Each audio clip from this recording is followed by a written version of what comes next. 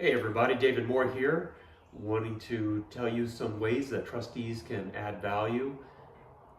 Issue of today is information glut, and I wanted to compare that to the history of universities where there was an information scarcity. Starting at the time of the original universities where you would have a single book and you had a reader of that book, because obviously you can't have a great deal of people handling and reading and sharing a single book. And so you needed to have a centralized place for this to occur. This was the development of libraries. Even once books were readily available, you would have still to have all of the books that you needed to be in one central place. And so the university developed around the library. Once you had a need for specialized expertise, as in faculty, they needed to be in a centralized place. And so the idea that you needed a geographically central place was born, and that's sort of the origin of the university. And of course, we've added to that of things like laboratories, because of the expense of laboratories, you need to have them all in a centralized place. Centralization of IT services, the access to things like email and databases and student organization systems and all those kinds of things, they needed to be centralized. We are now in a time frame, though, where that has in many ways completely gone away.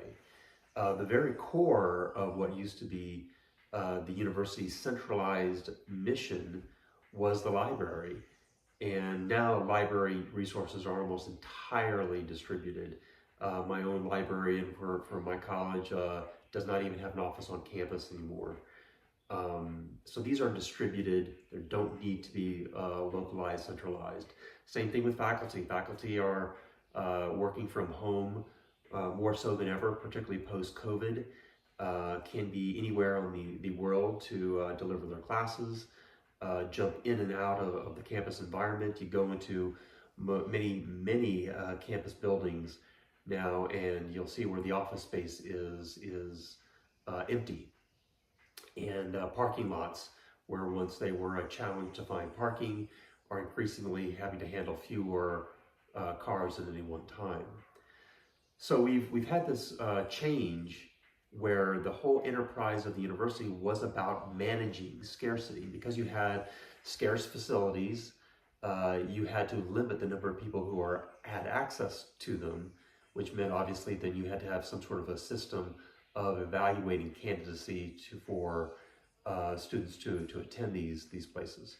And so you have a whole system of prestige building where you're entering limitations to your students of why they can attend your university. What can they do to merit attendance?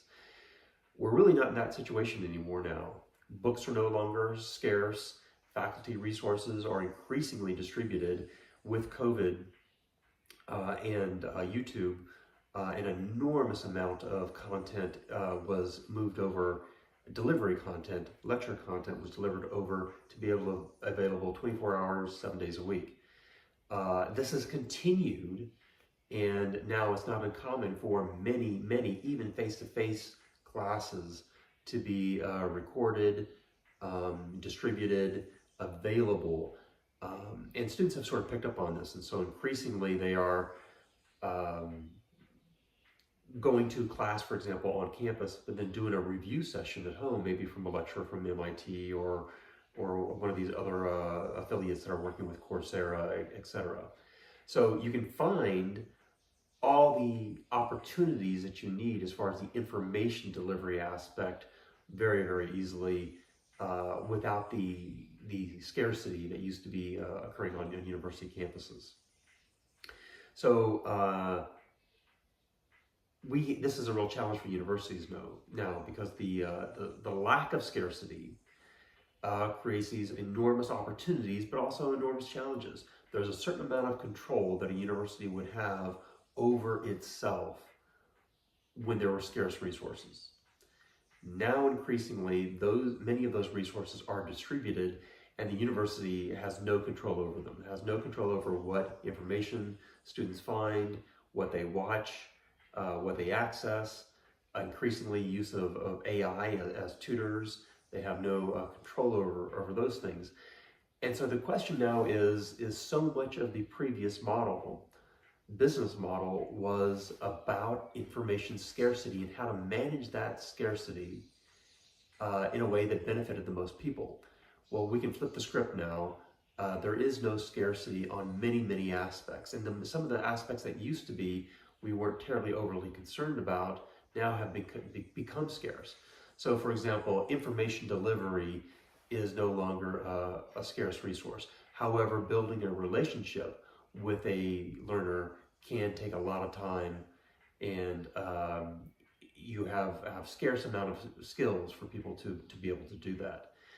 So as trustees, my challenge to you is now that the university is no longer a sheltered arena, it's no longer a haven from the rest of the world. And in fact, one of the great things about going off to university once is that a student could leave their past behind.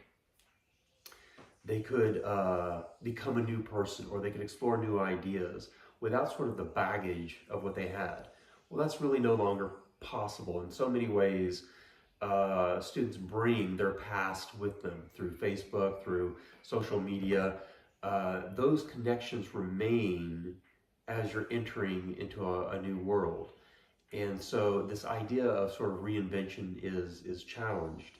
This idea that you are going to go and find a particular kind of perspective at a university is challenged because there's so many other resources. We are one outlet among many. And so we've lost control over what our students encounter and what we want them to value in many ways. So trustees, your role as a trustee should be asking, what are we relying on as far as scarcity for our university's mission and for our business plan?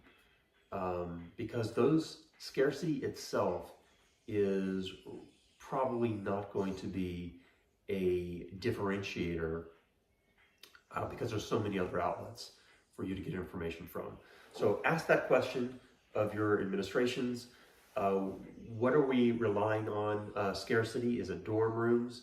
Is it residence halls? Is it access to particular professors? Is it access to feedback? Is it support services?